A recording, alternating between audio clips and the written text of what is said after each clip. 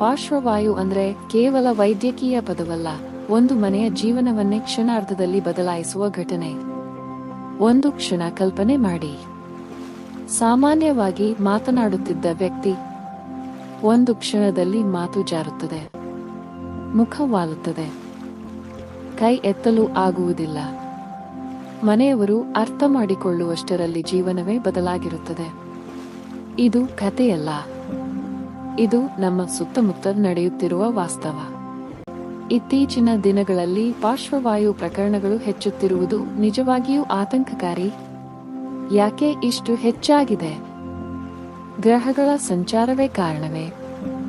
ಅಥವಾ ನಾವು ನಮ್ಮದೇ ದೇಹದ ವಿರುದ್ಧ ಯುದ್ಧ ಮಾಡುತ್ತಿದ್ದೇವಾ? ಇಂದು ನಾವು ಸತ್ಯವನ್ನು ಎರಡು ದಿಕ್ಕಿನಲ್ಲಿ ನೋಡೋಣ. ಜ್ಯೋತಿಷ್ಯ ಮತ್ತು ವಿಜ್ಞಾನ. ಜ್ಯೋತಿಷ್ಯದಲ್ಲಿ ಆಳವಾದ ದೃಷ್ಟಿ. ಜ್ಯೋತಿಷ್ಯ ಶಾಸ್ತ್ರದಲ್ಲಿ ದೇಹದ ಪ್ರತಿ ಅಂಗಕ್ಕೂ ಗ್ರಹಗಳ ಸಂಬಂಧವನ್ನು ಹೇಳಲಾಗಿದೆ. ಬುಧ ನರಮಂಡಲ, ಸಂವೇದನೆ, ಪ್ರತಿಕ್ರಿಯೆ. ಚಂದ್ರ ಮನಸ್ಸು, ಮೆದುಳು, ರಕ್ತದ ಪ್ರವಾಹ. ಶನಿ ನರಗಳು, ಚಲನಶಕ್ತಿ, ದೀರ್ಘಕಾಲದ ರೋಗಗಳು.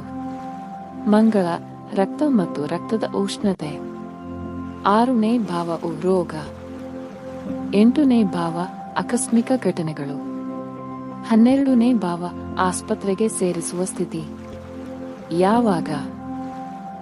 ಚಂದ್ರನ ಮೇಲೆ ಶನಿ ಅಥವಾ ಮಂಗಳದ ದುಷ್ಟದೃಷ್ಟಿ. ಬುಧ ದುರ್ಬಲ ಸ್ಥಿತಿ. ಶನಿ ಮಂಗಳ ಸಂಯೋಗ. ರಾಹು 6ನೇ ಅಥವಾ 8ನೇ ಭಾವದಲ್ಲಿ. ಇವು ನರ ಮತ್ತು ರಕ್ತ ಸಂಚಾರ ಸಮಸ್ಯೆಗಳಿಗೆ ಕಾರಣವಾಗಬಹುದು ಎಂದು ಗ್ರಂಥಗಳಲ್ಲಿ ವಿವರಿಸಲಾಗಿದೆ. ಕೆಲವರು ಹೇಳುವಂತೆ ಶನಿ ಮಹಾದಶೆ ಅಥವಾ ಅಷ್ಟಮ ಶನಿ ಸಮಯದಲ್ಲಿ ಹಳೆಯ ರೋಗಗಳು ತೀವ್ರವಾಗಬಹುದು.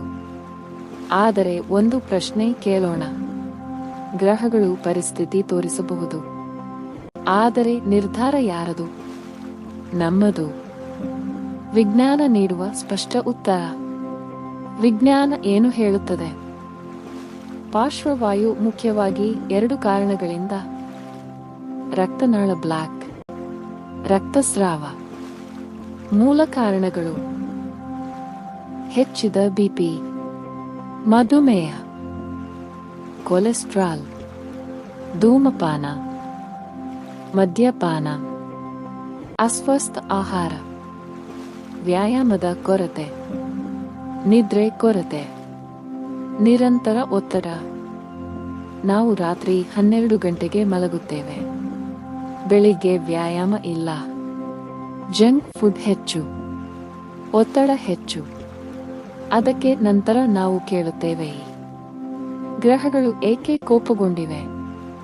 ಸತ್ಯ ಸ್ವಲ್ಪ ಕಠಿಣ. ಗ್ರಹಗಳು ಕೋಪಗೊಂಡಿಲ್ಲ, ನಮ್ಮ ಜೀವನ ಶೈಲಿ ಅಸಮತೋಲನಗೊಂಡಿದೆ. ತುರ್ತು ಲಕ್ಷಣಗಳು ಫಾಸ್ಟ್. ಪಾರ್ಶ್ವವಾಯು ಬಂದಾಗ ಸಮಯವೇ ಜೀವ. ಎಫ್ ಮುಖವಾಲುವುದು. ಎ ಕೈ ಎತ್ತಲಾಗದಿರುವುದು. ಎಸ್ ಮಾತು ಜಾರುವುದು. ಟಿ ತಕ್ಷಣ ಆಸ್ಪತ್ರೆಗೆ ಕರೆದೊಯ್ಯಬೇಕು. ಪ್ರತಿ ನಿಮಿಷವೂ ಮೆದುಳಿನ ಕೋಶಗಳು ಸಾಯುತ್ತವೆ. ಇಲ್ಲಿ ಮಂತ್ರ ಜಪ ಮಾಡಲು ಸಮಯವಿಲ್ಲ. ಮೊದಲು ಆಸ್ಪತ್ರೆ. ಇದು ನೆನಪಿಡಿ. ನಿಜವಾದ ಪರಿಹಾರ ಸಮತೋಲನ. ಜ್ಯೋತಿಷ್ಯ ಪರಿಹಾರಗಳು ಮನಶಾಂತಿ ಕೊಡಬಹುದು. ಮಹಾಮೃತ್ಯುಂಜಯ ಮಂತ್ರ, ರುದ್ರಾಭಿಷೇಕ, ಶನಿ ಹೋಮ, ಎಳ್ಳು ದಾನ, ಹನುಮಾನ್ ಪೂಜೆ. ಇವು ಆತ್ಮಸ್ಥೈರ್ಯ ಕೊಡಬಹುದು. ಆದರೆ ದಿನಕ್ಕೆ 30 ನಿಮಿಷ ನಡೆದು ವ್ಯಾಯಾಮ. ಉಪ್ಪು ಕಡಿಮೆ, ಎಣ್ಣೆ ಕಡಿಮೆ, ಹಣ್ಣು ತರಕಾರಿ ಹೆಚ್ಚು, ಧೂಮಪಾನ ಮದ್ಯಪಾನ ತ್ಯಜಿಸಿ. ನಿಯಮಿತ ಆರೋಗ್ಯ ಪರೀಕ್ಷೆ. ಇವು ಜೀವ ಉಳಿಸುತ್ತವೆ. ಮಂತ್ರ ಜಪ ಮನಸ್ಸಿಗೆ, ವೈದ್ಯಕೀಯ ಜಾಗ್ರತೆ ದೇಹಕ್ಕೆ. ಎರಡನ್ನೂ ಸಮತೋಲನದಲ್ಲಿ ಇಟ್ಟುಕೊಳ್ಳಿ. ನಾವು ಗ್ರಹಗಳ ಮೇಲೆ ನಂಬಿಕೆ ಇಟ್ಟುಕೊಳ್ಳಬಹುದು. ಆದರೆ ಒಂದು ವಿಷಯ ಮರೆಯಬೇಡಿ, ಗ್ರಹಗಳು ನಮ್ಮ ಭಾಗ್ಯವನ್ನು ಬರೆಯಬಹುದು, ಆದರೆ ನಮ್ಮ ಅಭ್ಯಾಸಗಳು ನಮ್ಮ ಭವಿಷ್ಯವನ್ನು ಬದಲಾಯಿಸಬಹುದು. ಆರೋಗ್ಯವೇ ನಿಜವಾದ ಭಾಗ್ಯ. ಇಂದು ಒಂದು ನಿರ್ಧಾರ ಮಾಡಿ. ನಾನು ನನ್ನ ದೇಹದ ಕಡೆ ಜವಾಬ್ದಾರಿಯಾಗಿ ನಡೆದುಕೊಳ್ಳುತ್ತೇನೆ. ಇದೇ ದೊಡ್ಡ ಪರಿಹಾರ. ಇದೇ ದೊಡ್ಡ ಯಜ್ಞ.